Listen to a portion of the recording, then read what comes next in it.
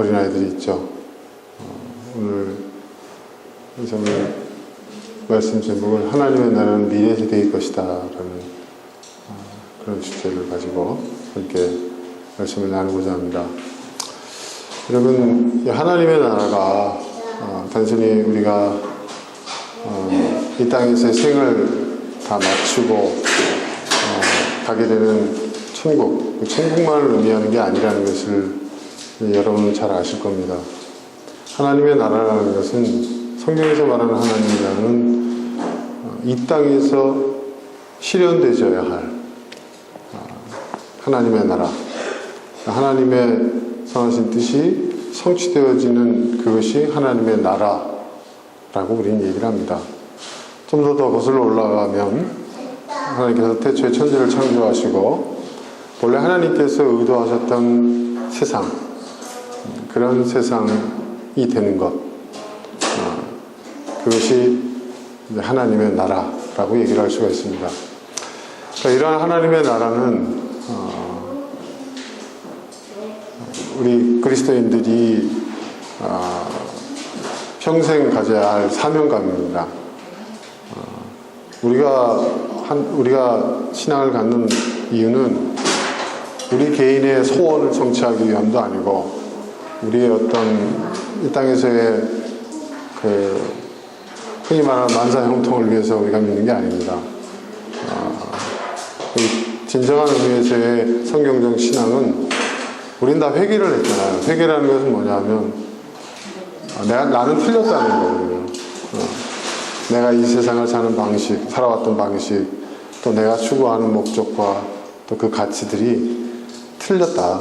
나는 이제 거기에 내 생의 의미를 두지 않겠다.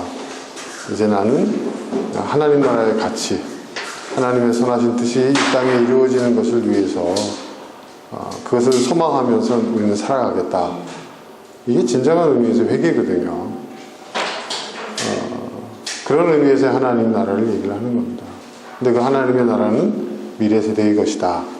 이런 얘기를 합니다.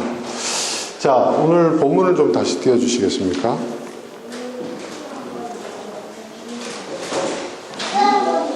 네. 지금도 그렇지만 과거 예수님께서 공생애를 사셨던 지금부터 2000년 전의 이 고대 사회는 어린아이들에 대한 인식이 지금과는 많이 달랐죠. 지금은 아이들을 많이 존중하죠. 어떤 의미에서 보면 애들이 집안의 그 주인공인 것 같아요. 그죠? 부모는 항상 조연이고 사회적으로도 그런 것 같습니다. 그런데 이제 고대 사회를 이렇게 보면은 동서고금을 막론하고 어린아이들에 대해서는 뭐라 그럴까요? 상당히 사회적으로도 소외되고 또 어떤 의미에서 보면 좀 부족하고 미완성, 뭐 흔히 요즘 유행하는 미생 그런 존재로 이제 여겨졌던 거죠. 그리고 애들은 가라, 뭐 항상 그런 말 있잖아요. 약장수만 그런 얘기하는 게 아니라 이 아이들은 어른들이 주류인 사회에서 항상 이렇게 배척받고 소외당하고 그랬죠. 예수님 당시에도 마찬가지였습니다. 아이들이 예수님께 다가오는 것을 제자들이 막았을 뿐만 아니라 꾸짖었다고 했어요. 쉽게 얘기해서 뭐 어린애들이 어디 여기 좀 어른들이 계신 곳에서 이렇게 설출 가느냐? 네, 그런 거죠. 예. 예수님께서 이렇게 얘기하셨는데도 이렇게 교회를 보면은 기성교회들도 보면 애들이 그 예배 시간에 떠들고 막 이렇게 왔다 갔다 하고 오성하고 하는 걸 갖다가 용납을 못해요. 그죠? 그래서 막 이제 좀 세련된 데들은 세련된 방식을 하죠. 유아실을 만든다든지 뭐 이렇게 격리 조치를 하죠. 네. 또 그런 여건이 안 되는 데는 막 또 어른들이 또 이제 부모님들 책임하에 뭐 어떻게 하라고 막 이런 얘기를 하는데 사실 여러분 그거는 성경적으로 맞지 않습니다. 네. 예수님이 하신 말씀입니다. 여러분 애들이 어떻게 조용할 수가 있어요? 그렇죠? 애들 보고 조용하라고 하는 거는 애들 보고 숨 쉬지 말라는 얘기예요. 떠들면 그러니까 아이들은 떠들기 마련이다 생각하면 되는 거예요. 마음 편하지 않아요? 애 우는데도 왜 울어? 아니, 그 질문 자체가 정상적이지가 않죠. 애들은 툭 하면 울고, 그죠? 툭 하면 싸우고, 툭 하면 시끄럽고, 그러면, 그러게 마련이다라고 아예 생각을 해버리면요, 자유로워요.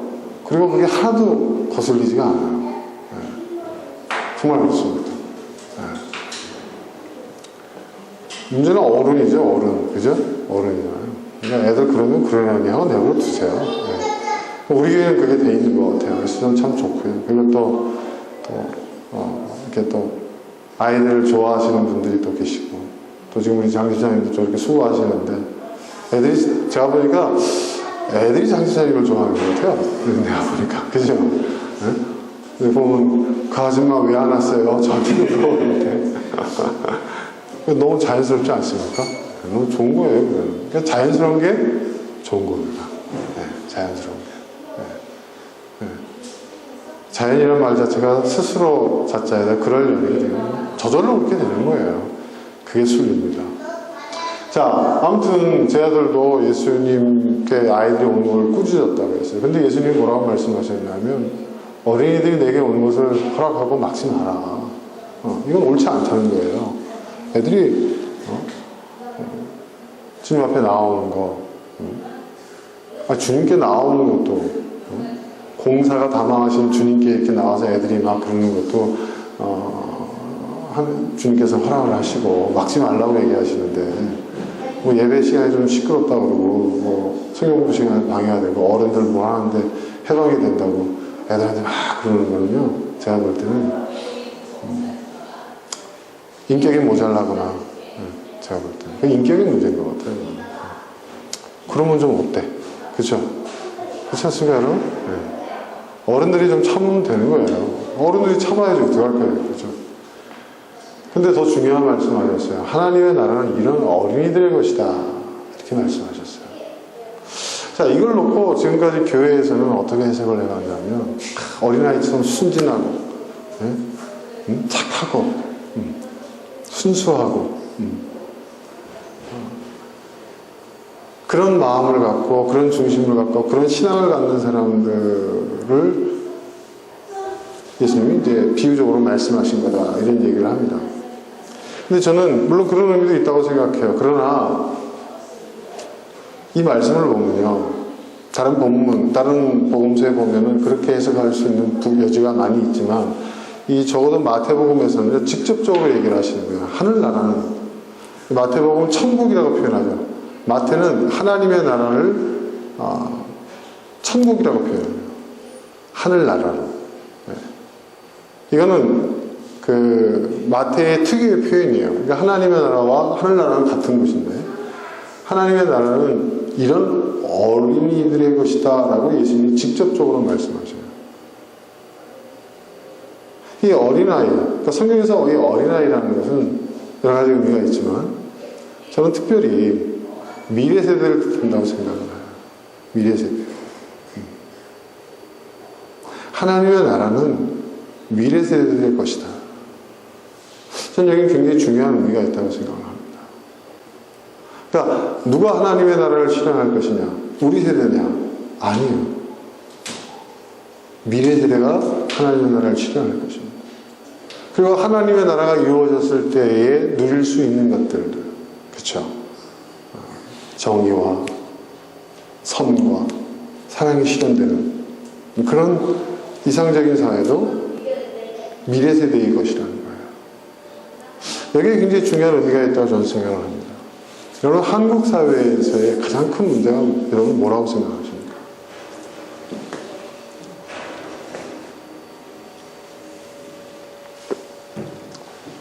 세대 간의 갈등이라고 해요. 왜 세대 간의 갈등이 생긴 걸까요? 여러분 그거 아세요? 지금 산업화 세대들, 그러니까 이런 얘기하기 좀 그렇지만 바로 이제 우리 부모 세대라고 얘기하죠. 이 산업화 세대들이 사실은 여러분 지금과 같은 한국 사회를 만든 거거든요. 그렇지 않습니까? 지금 또 우리가 그렇게 또 한국 사회를 만들어 가고 있는 거고요. 한국 역사상을 이렇게 따져보면은 이 산업화 세대처럼 이기적인 세대가 없었다고 얘기합니다. 이건 제 얘기가 아니라 사회학자들의 얘기예요. 네. 그 산업화를 통해서 대한민국을 경제적으로 일으킨 건 맞지만 그 산업화의 결과물들을 독식을 해버렸어요. 산업화의 결과물을 다음 세대를 위해서 넘겨줘야 되는데 그 세대는요 다 그걸 자기들이 다 독식을 해버렸어요. 그러니까 지금 보면 한국 역사상 뿐만 아니라 세계사로 보더라도 세대 간의 경제력 차이가 가장 극심하게 나타나는 것이 한국 사회예요. 그렇죠? 지금 젊은이들은요 돈이 없어요. 그죠? 그리고 기회가 없어요. 그 모든 기회, 미래 세대에게 넘어가야 할 기회를, 그 시간들을, 그 자원들을, 그 사회적 자본들을 기성세대들이 다 소유해버리고 다 소진시켜버렸어요. 굉장히 심각한 문제입니다, 여러분. 지금 정치적인 갈등, 지금 그 자한당을 중심으로 해가지고 그 기성세대들이 하고 있는 그 행동들 보면요. 그들이 해왔던 그대로 하자는 거예요, 쉽게 얘기해서. 그들이 살아왔던 시대를 계속 반복하자는 거예요. 그리고 자신들이 주역이 되는 그런 세상을 계속 유지하자는 거예요. 그럼 그 피해는 다 누구에게 가는 거죠? 다음 세대에게. 그러면서 자기 자식들은 굉장히 끔찍하게 얘기해요. 근데 그게 뭐냐면 그 다음 세대라는 공동체적 어떤 그러한 인식들을 못하는 거예요. 그냥 내 자식, 내 새끼. 그러니까 그거를 유사가족주의라고 그래요. 진정한 의미에서 가족주의는 공동체주의거든요. 그래서 내 가족만 소중한 게 아니라 다른 사람의 가족도 소중한 거예요. 이게 가족주의예요. 근데 우리나라의 가족주의는 뭐냐? 내 가족만 최고야. 내 새끼만 잘 되면 돼. 우리 가족만 배부르면 돼. 우리 가족만 돈 벌면 돼. 부자가 되면 돼. 성공하면 돼. 행복하면 돼. 이걸 유사가족주의라고. 그러니까 유사가족주의라고 그렇게 번역했는데 영문을 그대로 번역하면 사이비 가족주의라고 되어 있습니다. 사이비 가족주의. 사이비 종교 있죠. 똑같은 거예요. 사이비 가족주의예요. 굉장히 심각한 문제입니다. 제가 박사과정을 종교사회학을 해서 제가 사회학을 좀 알거든요. 그 사회학에서 볼 때 한국 사회가 굉장히 심각한 그 문제를 갖고 있어요. 우리는 양극화 사회 얘기를 하는데 그 양극화 사회의 핵심은 뭐냐? 사회적 갈등의 핵심은 뭐냐? 세대 간의 갈등입니다. 세대 간의 갈등. 지금 기성세대가요. 다음 세대를 위해서 하는 게 아무것도 없어요. 그런데 우리 그 기성세대들은요. 보면 우리를 포함해서 보면 그 이전 세대들은요. 우리 세대를 위해서 모든 걸 희생했어요. 그 이전 세대가 어떤 세대죠, 여러분? 일제시대 때. 그렇지 않습니까? 여러분, 일제시대 때 독립운동했던 사람들이 자신들이 독립한 나라의 국민이 될 거라는 걸 기대하지 않았어요. 그렇죠? 안중근 의사부터 시작해서 모든 그 유관순 열사 할 것 없이 모든 그 독립운동가들 보세요. 그런 애국지사들 보세요. 또 6.25 때 희생한 그 전몰자들, 그런 순국선열들을 보세요. 그 사람들은요, 자기를 희생하고 다음 세대를 위해 했던 거예요. 자기 세대의 모든 것들을 다음 세대를 위해서 희생했어요. 그래서 그걸 누린 거예요, 우리가.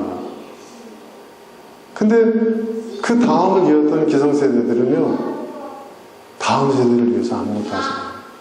이거 굉장히 심각한 문제입니다, 여러분. 저는 그래서 하나님의 나라는 이런 어른이 될 것이다 라는 우리 주님의 그 말씀이 굉장히 한국 사회에 울림이 큰 말씀이라고 저는 생각을 해요. 그리고 우리가 하나님의 나라를 이루고자 하는, 이 땅에 하나님의 뜻을 실현하고자 하는 그 이유도, 그 목적도 여러분 우리 자신을 위해서가 아니라, 그렇죠? 다음 세대를 위해서요. 부모가 살았던 세상보다는 더 나은 세상을 아이들에게 물려줘야 된다는 것이죠.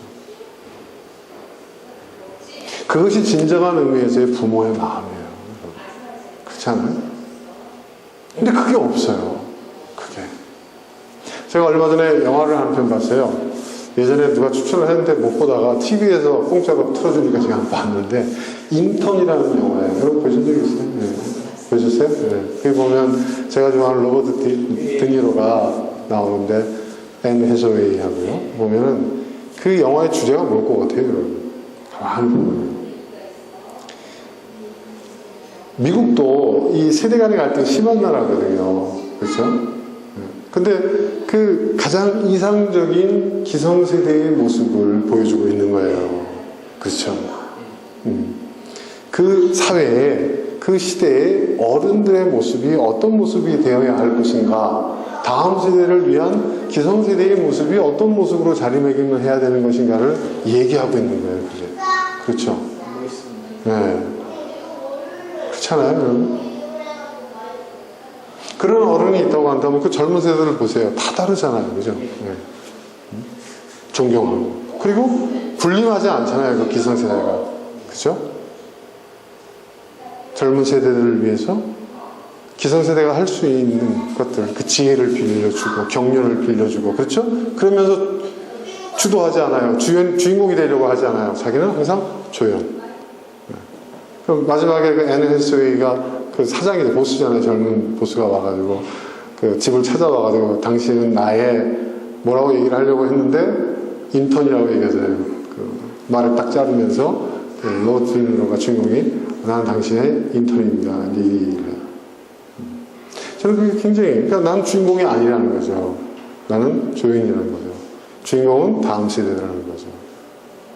저는 이게 굉장히 필요하다고 생각을 해요. 근데 이 한국 사회가 굉장히 그런 부분들이 부족해요. 뭐 유교적 전통 때문에 그렇다고 하는데 저는 그건 동의하지 않습니다. 유교적 전통에 의하면요, 뭐 부국 강병이니 수신제가 치고 편천하니 이 모든 것들이 기성세대를 위한 게 아니에요. 백성을 위한 것이고 다음 세대를 위한 거예요. 공자의 말씀 중에 나와 있어요. 근데 우리는 이상하게, 그죠? 왜곡된 그 가부장적 사회가 돼가지고 모든 것들은 뭐예요? 다 기성세대가 누려야 될 것들로 생각을 해요. 저는 굉장히 잘못된 거라고 생각합니다. 네. 지금 저는 그래요. 이번 정권에서 지금 하고 있는 일들이 뭐예요? 기성세대가 좀 희생하자는 거 아니에요? 그죠? 잘못된 것들을 고치려면 기성세대가 누군가는 희생해야 되는데 우리가 희생하자는 거예요. 그리고 그 다음 세대에게는 좀 더 나은 세상을 물려주자는 거예요. 그냥 아우성이에요. 왜 우리가 그래야 되느냐? 저는 굉장히 이기적이라고 생각해요. 정말 이기적입니다. 정말 이기적이에요. 이기적이에요. 이건 말할 수가 없어요. 제가 보면. 정말 제가 볼 때는 어른들로서의 자격이 없어요.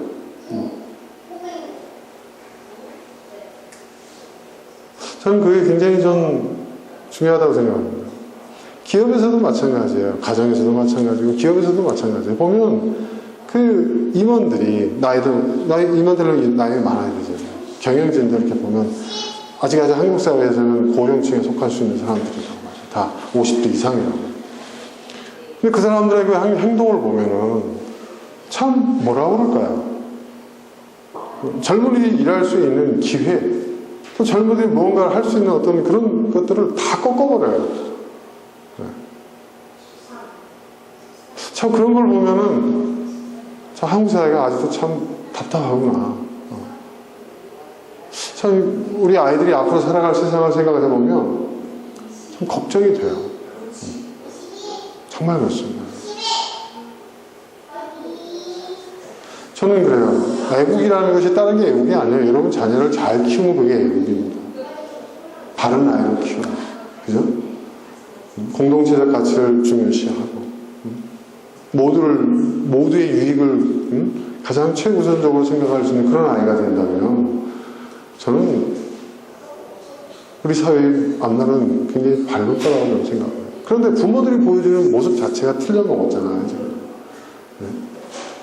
우리나라에서 부자 되는 사람들을 보세요. 여러분 정상적으로 이렇게 열심히 일을 해가지고 여러분 한번 생각해보세요.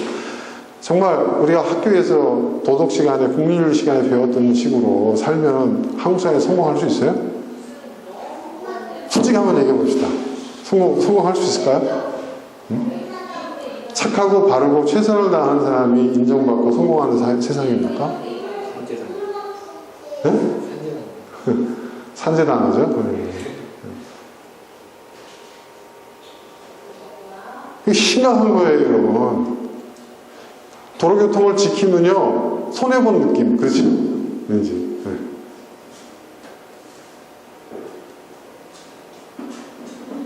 이게 한국 사회의 현실이라는 거예요. 실상이라는 거예요. 그러니까 부모 세대보다 더 자녀 세대에 더 악랄해져야 되는 거예요. 살기 힘들수록 더 악랄해질 수밖에 없는 거예요. 이런 한국 사회가 과연 유지가 될 수 있을까? 저는 굉장히 더 큰 위기감을 느낍니다. 저는 북핵보다도요, 이게 더 큰 위기라고 생각해요. 사실은. 네. 전쟁의 위협보다 더 큰 위협이 있다고 저는 생각합니다. 내부에.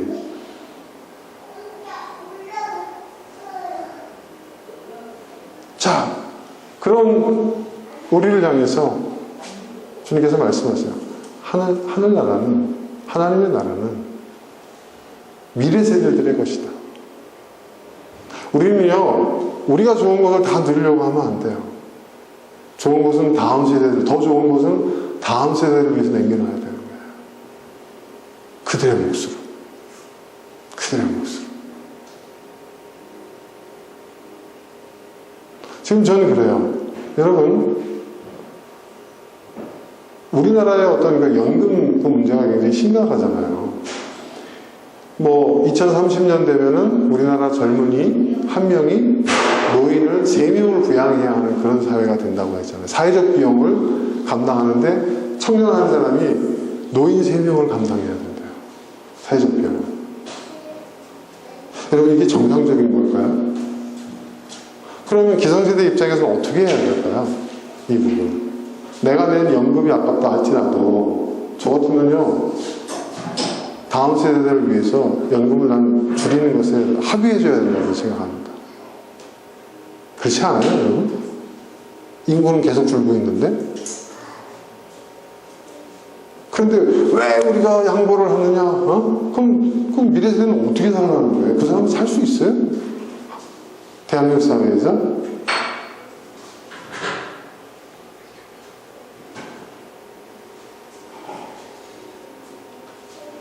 그러니까 모든 그 사회적 비용과 어떤 그런 그 부담들을 지금 우리 한국 사회의 문제는 약자들에게 다 부과를 하고 있거든요. 미래 세대가 약자인 거예요. 아직 주류 세대가 되지를 못했어.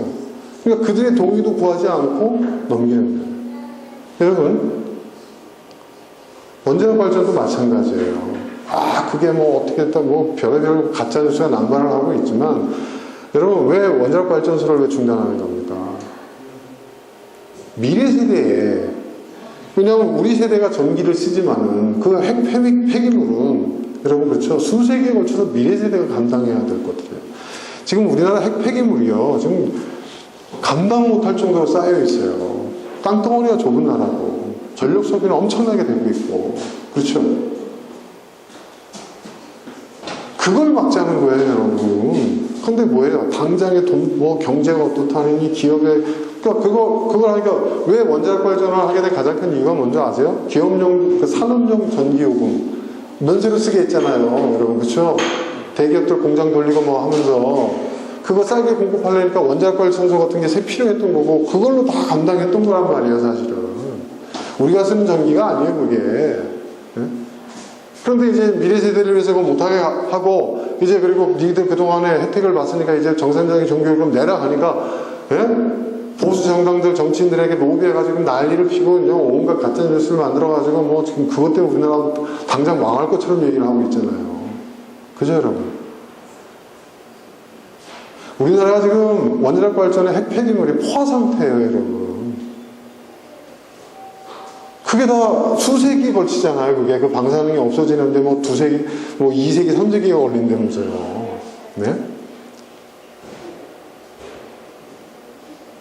우리나라 땅덩어리가 좀 넓고 인구 밀도가 그렇게 높지 않고 그러면은 핵 폐기물을 보유할 수 있는 그 어느 정도 여유가 있으면 어느 정도는 갈 수 있겠죠. 근데 그게 안 되거든요. 그러니까 또 우리나라가 뭐 어딥니까 지금 저기 뭐야. 무슨 뭐 중동 국가나 유럽 국가나 중앙아시아 국가에 원자력 발전소 그 기술 이전한다는 건, 야, 우리 건 쓰지 않으면서 왜 그쪽에는 팔려고 하느냐, 이중적인 거 아니냐. 근데 그 나라들은 여러분 땅덩어리 엄청 넓어요. 인구 밀도가 적어요. 아직까지는 핵 폐기물을 어떻게 감당할 수 있는 여지가 충분한 국가들이란 말이에요. 지금 원자력 발전의 핵심은 뭐냐면 핵 폐기물이에요, 여러분. 핵 폐기물. 그거를 미래 세대들한테 동의도 구하지 않고 우리가 멋대로 한 거란 말이에요. 이게 한국 사회의 현실이에요.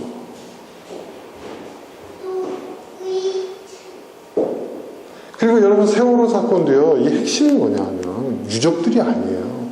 세월호 사건에 희생당한 애들이 다 어떤 애들이에요? 학생들이에요. 미래 세대예요.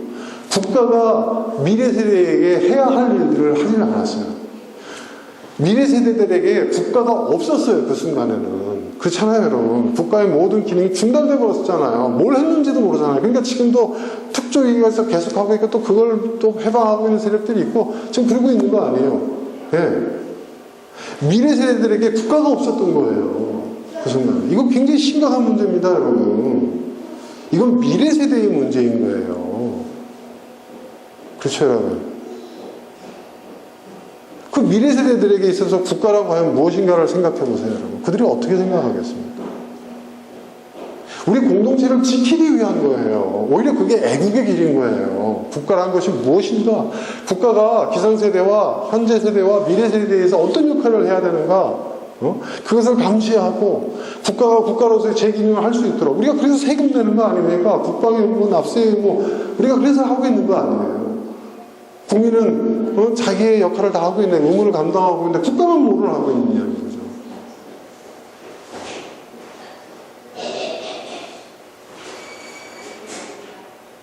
그런데 그 기성세대를 대변한다는 그 정당이 하는 짓들을 보세요. 그리고 그 정당을 지지하는 기성세대들이 하는 짓거리를 보세요, 여러분.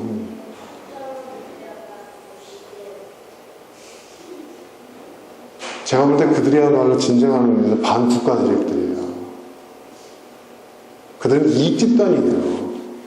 우리 세대에서 다 먹고 다 죽어버리겠다는 얘기예요. 쉽게 얘기해서.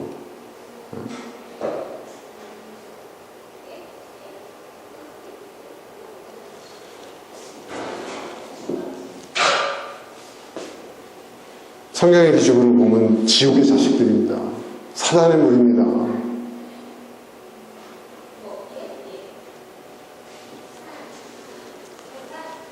하늘의 심판을 피할 수가 없을 겁니다. 저는 장담컨대 피할 수 없습니다. 여러분, 하나님의 나라는 미래 세대의 것이에요. 그러니까 여러분, 우리가 열심히 살아야 됩니다. 열심히 살아야 되는 이유가 뭐냐면 나 잘 먹고 잘 살기 위해서가 아니에요. 다음 세대를 위해서입니다. 다음 세대들에게 더 좋은 것들을 주기 위해서, 더 좋은 기회를 물려주기 위해서, 더 많은 것을 주기 위해서 기성세대가 역할을 해야 돼요. 우리 이전 세대가 그랬던 것처럼 그거예요. 영화 인터넷에 나오는 로버트 디니로가 보여줬던 그 모습이 기성세대의 모습이에요.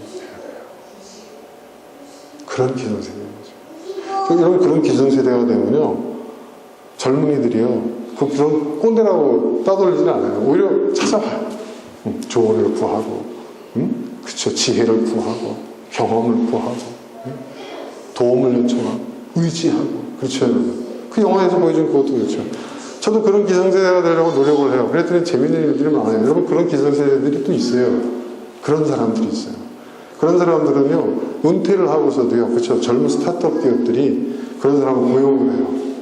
고용을 하고 일해보니까, 그 경륜과 경험과 뭐 이런 것들이 대단하니까 공동대표도 되기도 하고, 뭐 하고. 저도 그런 제안도 받고 있습니다. 젊은 세대들이 30대 후반, 초반, 중반, 중초반에 있는 친구들이 저한테 대표님 같이 일해요, 그래요. 그래서 저는 딱 보면은, 아무것도 없죠. 경제적으로 아직, 이제 시작하는 거니까. 하지만은 그 아이템들도 너무 참신하고, 더 좋은 건 뭐냐면, 젊은 친구들이 저하고 같이 일을 하세요. 여러분, 기분 좋은 거 아니에요? 여러분, 기성세대가요, 들을 수 있는 최고의 찬사가 뭔지 아세요? 미래 세대가 같이 일하자고 손내는 거예요. 우리는 선배님이 필요합니다. 당신의 경험과 전문성과 경륜이 필요합니다. 그리고 당신 같은 인격자하고 같이 일하고 싶습니까? 의지하고 싶습니다. 여러분, 이건 최대의 찬사입니다. 저는 그런 얘기를 들으면 기분이 좋아요. 그러면 진짜 이거 딱 사표 던져버리고 저 젊은 친구들하고 일할까? 재미는 있을 것 같아.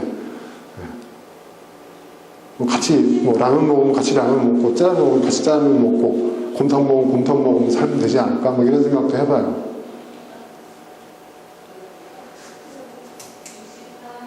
틀에 박혀있고 고리타분한 그런 게 아니라 진짜 벤처죠, 벤처. 어드벤처. 그러니까 50대 중반이 되어가는 이 나이에 그런 젊은 세대로부터 그런 제안을 받는다는 것은 정말 기분 좋은 일이에요, 여러분. 그렇지 않겠어요? 그래서 제가 그런 제안을 해서 기분이 좋아요. 제가 기분 좋다고 얘기를 해요. 야, 꼰대 소리를 들어도 몇 번을 들을 나이인데 이렇게 젊은 친구들이 나한테 그런 제안을 하니까 나 기분이 참 좋네. 내가 이제 이런 얘기를 해요. 여러분, 미래 세대가 신뢰할 수 있는 기성세대가 돼야 됩니다. 참 중요한 거예요. 존경받을 수 있고.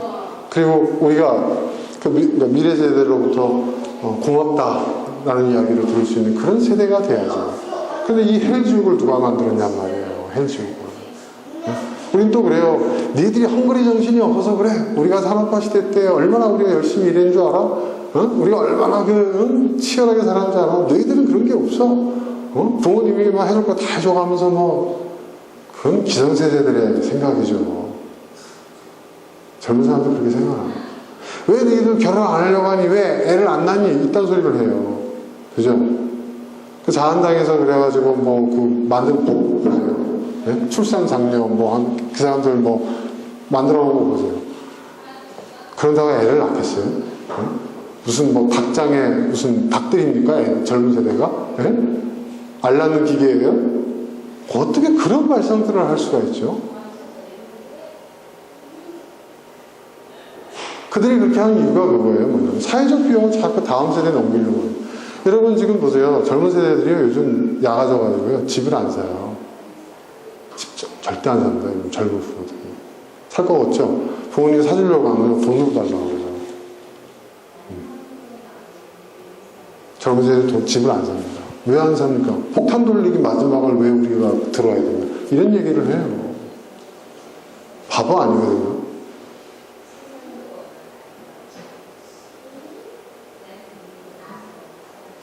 이제 제가 볼 때요. 우리나라 이제 인구 절벽이 이제 시작이 되잖아요. 2020년도부터 시작이 됩니다. 매년 인구가요, 여러분, 10%씩 마이너스가 돼요. 10%씩. 그런 사회를 한번 생각해 보세요. 어떤 일이 벌어질까? 제가 볼 때요, 향후 10년 이내에 사교육 시장은 완전히 망할 겁니다.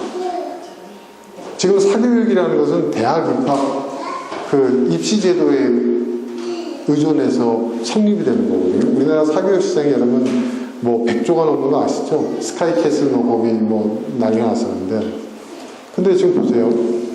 지금 중학교 2학년 학생들이요. 전국에 있는 중학교 2학년 학생의 정원이 수도권에 있는 대학 전체의 정원보다 적어요.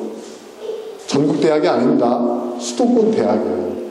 자, 그럼 어떤 일이 벌어질까요? 네. 정원을 아무리 주신다 하더라도요, 대학 가기를 원하는 애들은 다 대학 갑니다, 이제. 물론 거기서 좋은 대학을 가느냐, 어떠냐, 그래서 약간의 어떤 그 여진이 있을지 모르겠지만, 지금처럼 사교육 시장은요, 살아남을 수가 없어요. 그럼 우리나라의 그 거대 자본들이 거기에 이렇게 돼 있는데, 이게 어떻게 될 것인가? 자, 그리고 부동산도 마찬가지예요. 인구가 줄어요. 여러분, 혼자 사는 게 아니에요. 결혼해가지고 집을 산단 말이에요. 집을 얻는단 말이에요. 그죠? 그러면 인구가, 가정의 최소 단위는 2명이잖아요. 그러면 어떻게, 지금 현재 젊은 인구들, 젊은 세대들의 인구의 50%, 네? 를 따져서, 우리나라의 어떤 주택수를 이렇게 따져보니까요. 몇 퍼센트 오버한 줄 아세요, 여러분? 놀라지 마세요. 60%가 넘어요. 60%가. 수학적으로, 통계적으로 답은 이미 다 나와 있어요. 이제 다 망하는 거예요. 근데 이걸 못 망하면 큰일 나. 제일 먼저 큰일 나는 데가 어디예요? 금융권들이거든요. 그죠? 우리나라 금융시장이 이렇게 클 수 있었던 게 뭐냐면 부동산 투기예요. 가장 대표적인 갭 투자잖아요, 갭 투자. 그런 식으로 해가지고 막 집을 담보로 해서 또 대출 넣고 또 집을 얻고 집을 얻고 집을 얻고 그렇게 했단 말이에요. 그게 재정 증식의 아주 기본적인 공식이었어요. 그런데 지금 보세요. 수요가 없어져요. 지금 집이 거래가 없어요. 지네들 헛가만 지금 난리지. 네.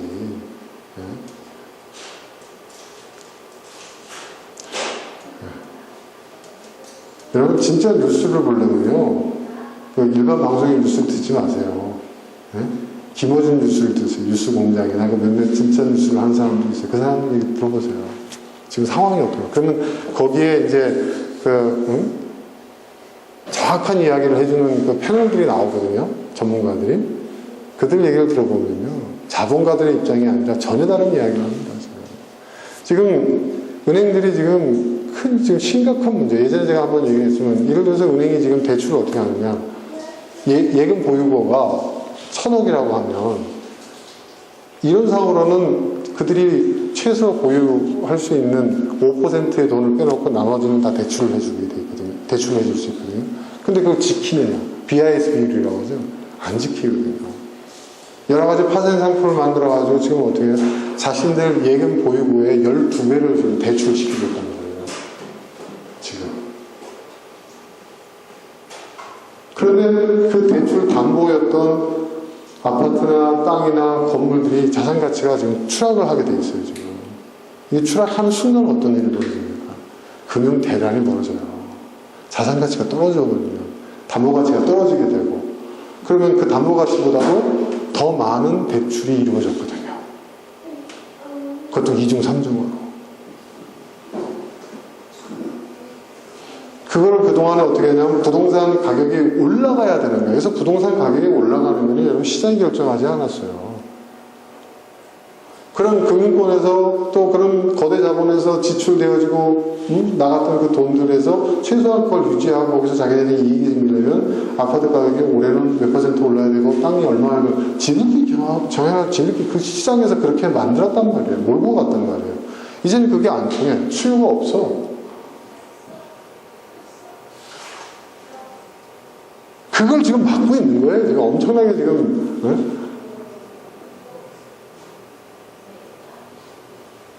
근데 그게 얼마나 갈 것 같아요? 매년 인구가 마이너스 10%씩 떨어지는데 어떡할 거예요 이제? 네? 2030년이 되면은 네? 경제활동 인구가 지금보다 50%가 줄어버리는데 어떡할 거예요? 방법이 없어요. 네?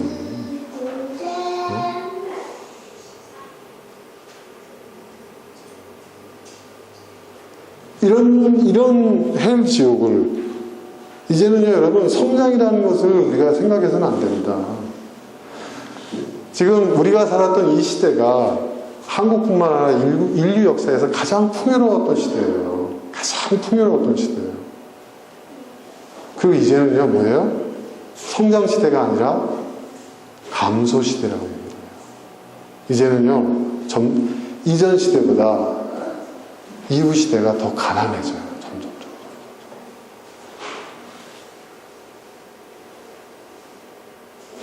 근데 기성세대가 미래 세대에다가 온갖 것들을 다 부과해놨단 말이에요. 연금 문제부터 시작해서 사회적 비용의 문제부터 시작해서 환경 문제며 경제 문제며 정치 문제며 미래 세대의 동의도 구하지 않고 그런 짓을 해놨어요. 우리는 지옥을 물려주고 있는 겁니다, 지금. 아이들한테. 미래 세대들한테.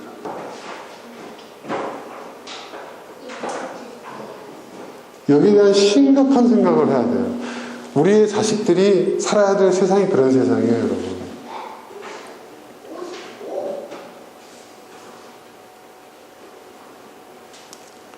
저는 이 말씀이 하나님의 나라는 이런 어린이들의 것이다. 주님 말씀하셨는데 저는 이거 하나의 명령으로 좀 들려요. 미래 세대들에게 하나님의 나라를 물려줄 수 있는 기성세대가 되라는 명령으로 들려요. 근데 우리는 지금 우리 다음 세대에게 무엇을 물려주고 있습니까? 하나님의 나라를 물려주려고 하고 있습니까? 아니면 지옥을 물려주려고 하고 있습니까? 심각하게 생각해 봐야 돼요. 심각하게. 정말 심각하게 생각해 봐요.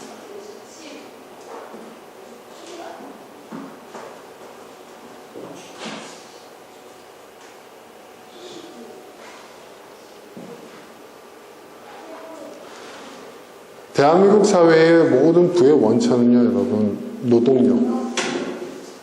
노동력이라는 것은 시간이에요. 그죠? 노동자를 구해서 그 사람의 시간을 사는 거죠. 그죠? 나를 위해서 일하게 하는 거예요. 그죠? 값싼 노동력에 의존했던 사회예요. 그리고 시간이에요. 첫 번째 시간이에요. 노동력 시간. 두 번째는 뭐예요? 공간이에요. 인구가 엄청나게 늘었어요. 그죠? 개발과 성장이 한 세대를 이끌었어요.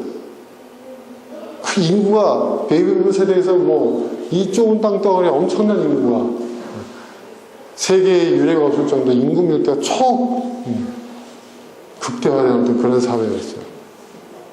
그런데 그런 사회가 그것에 근거해서 땅값이냐 집값이냐 모든 그 부동산들이든지 이런 것들이 지금 올라갔다고. 그런데 그게 다 무너지고 있는 거예요, 지금. 인구 감소에 의해서.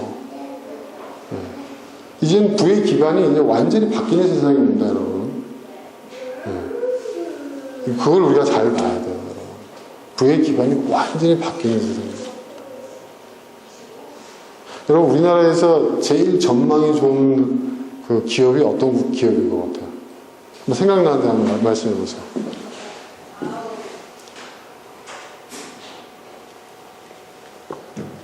삼성? 네? 어디? 네? 요양이나 아니, 그러니까 기업을 얘기하는 거예요. 기업. 여러분, 우리나라에서 가장 전망이 좋은 기업은요, 네이버입니다. 네이버입니다. 여러분 들어보신 적이 있을 거예요. 21세기 사회는 플랫폼 사회다, 이런 얘기 들어보신 적이 있을 거예요. 우리나라에서 가장 큰 플랫폼을 갖고 있는 기업이 여러분 네이버예요. 여러분 아마존, 공룡기업 아마존 아시죠? 근데 아마존이 여러분 영업이익이 얼마나 될 것 같아요? 아마존은요 적자입니다. 작년에도 적자예요. 믿어지세요? 아마존은 지금까지요, 여러분, 회사를 시작해가지고 흑자였던 적이 한 번도 없어요.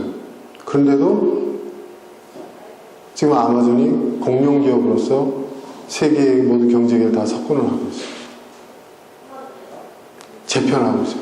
페이스북도 마찬가지입니다. 여러분, 페이스북도 단 한 번도 흑자였던 적이 없어요.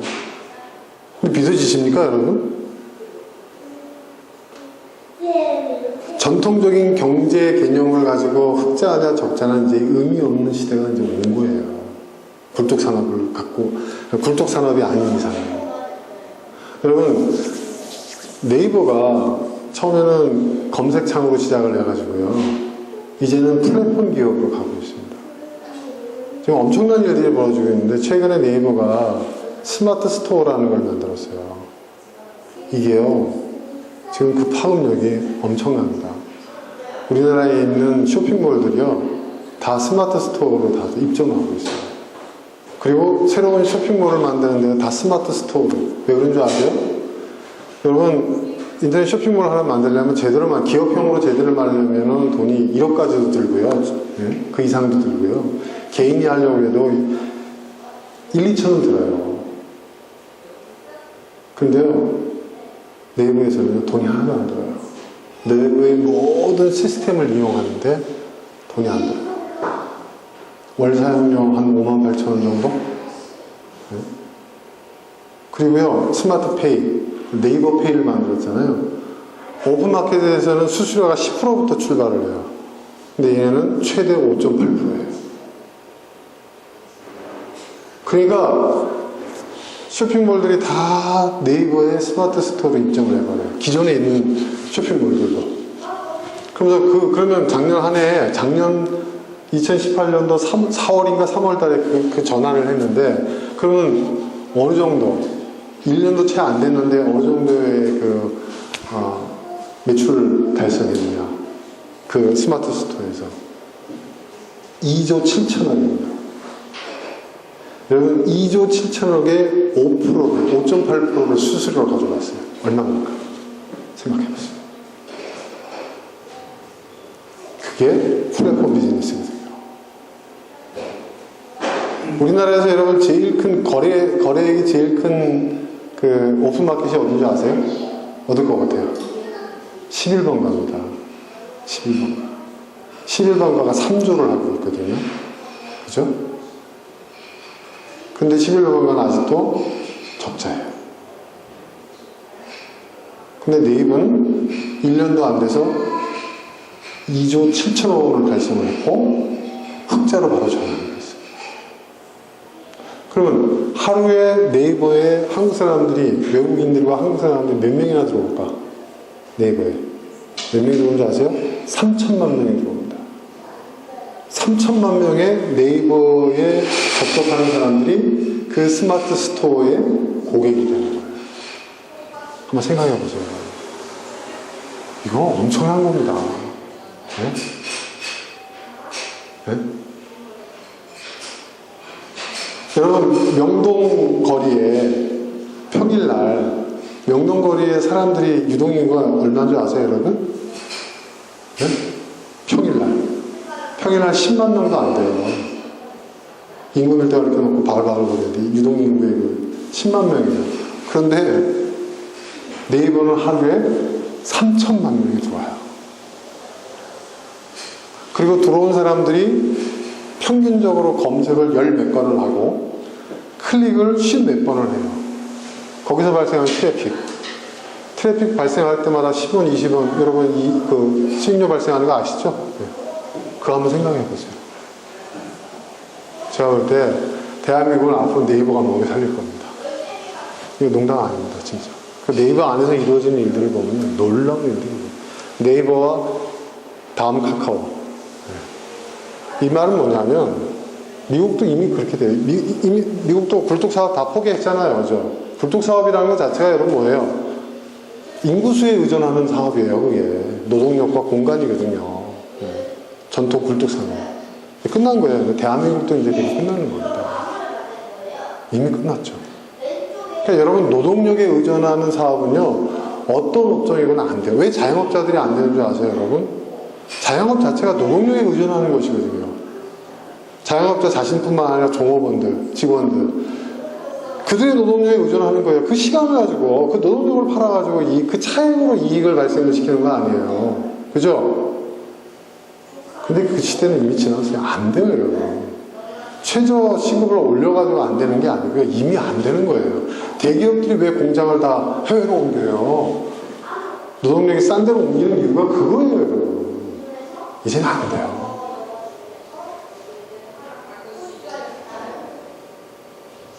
세상이 바뀌었어요, 이미.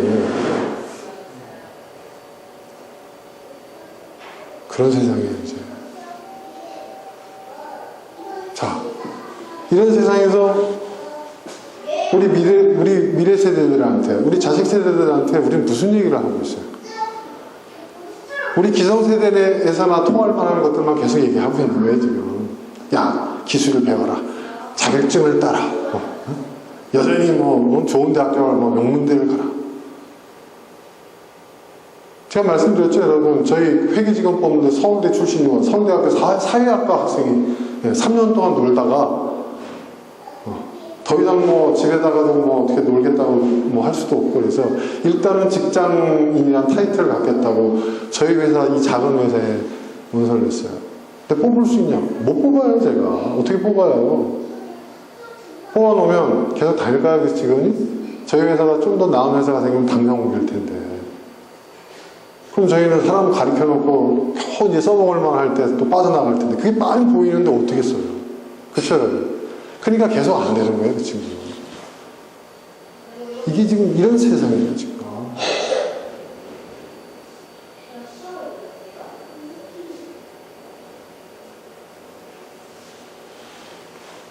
완전히 달라집니다, 이제.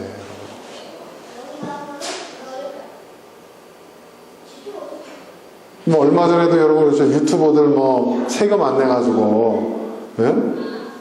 근데 우린 깜짝 놀랐잖아요. 아니, 유튜버들이 그렇게 돈을 많이 벌어? 예? 작게는 월 몇백만 원에서부터 시작해가지고, 많이 벌어서는 억 단위를 번다면서요. 예? 개인 방송. 여러분, 가짜뉴스들이 왜 그게 판을 치는 줄 아십니까? 그게 돈이 되거든요.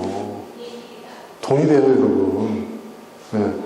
이 태극기 흔들고 다니는 거 좋아하시는 어르신들한테요, 그들이 듣기를 원하는 가짜뉴스를 만드는 거 하잖아요? 이게요, 삽시간에 퍼집니다. 제가 그걸 관계하는 사람을 만나가지고 얘기를 들었는데요, 돈이 어마어마하게 된대요.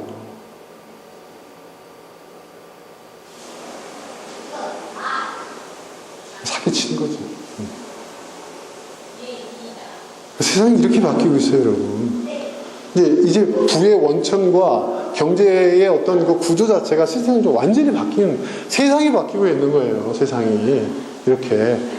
거기에서 이제 부작용들도 있지만은, 이렇게 큰 흐름으로 바뀌고 있다는 것은 이제 막을 수가 없는 거예요, 여러분.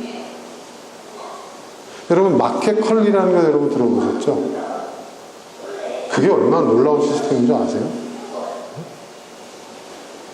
제가 그 내용을 좀 들여다봤는데요, 진짜 획기적인 거예요. 새벽에 어떻게 해요? 그러니까 밤에 그 농장에서 수확을 해가지고 포장해서 새벽에 아침 6시에 딱 집 앞에 갖다 놓는 거예요. 이 시스템이요. 그래서 그 마켓컬리 엄청 또 거액에 또 팔렸잖아요, 또. 그런 세상이 되는 거예요, 이제.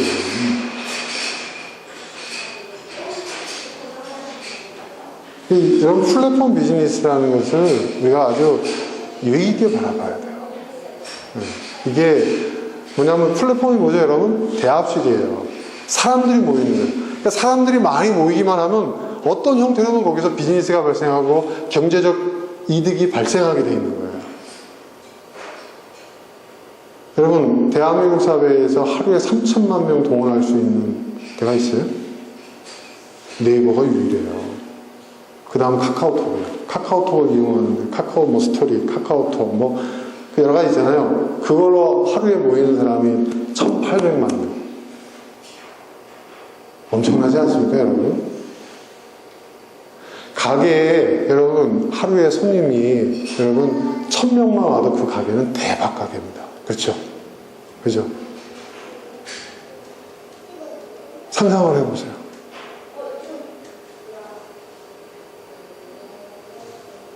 하루에 명동에 돌아다니는 그 유동 인구의 몇 배입니까? 3천만 명이에요. 일단 사람들이 많이 모여. 그러니까 우리가 상권 하는 이유가 뭐예요? 사람들 많이 모인다는 거죠. 그런데 인터넷에서는 온라인 공간에서는요, 상상도 못하는 숫자들이 모이는 데가 있다는 거예요. 여러분 그 스타일란드 아시죠? 그 젊은 여자가 로레알에다가 그 기업을 갖다가 2천억 원에 팔아먹었잖아요. 그 스타일란다에 들어오는 젊은 여성 고객들이 몇 명인 줄 아세요, 여러분? 수십만 명이거든요. 그 스타일란다 자체는 별 가치가 없어요. 근데 거기에 모여있는 젊은 여성들이 어마어마하거든요.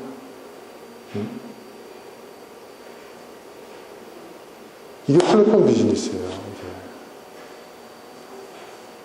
이게 활용할 수 있는 게 많아요. 교육, 단순한 어떤 쇼핑몰에서부터 시작해가지고, 다양한 그 버전들이 가능해요. 변형들이 가능해요. 세상이 그렇게 바뀌고 있어요, 여러분.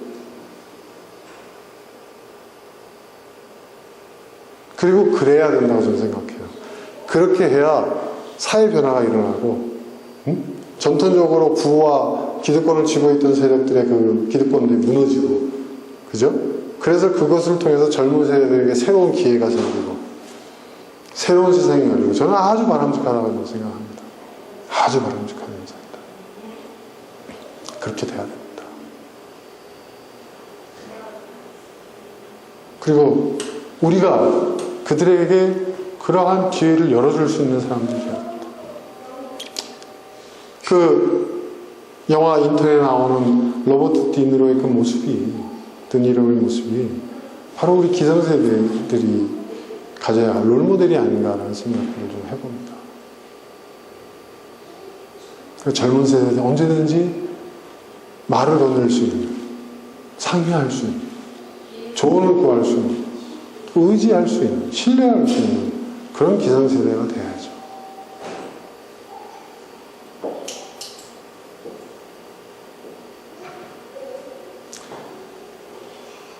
어린아이들이 그 당시에 애들은 어른들을 무서워했어요.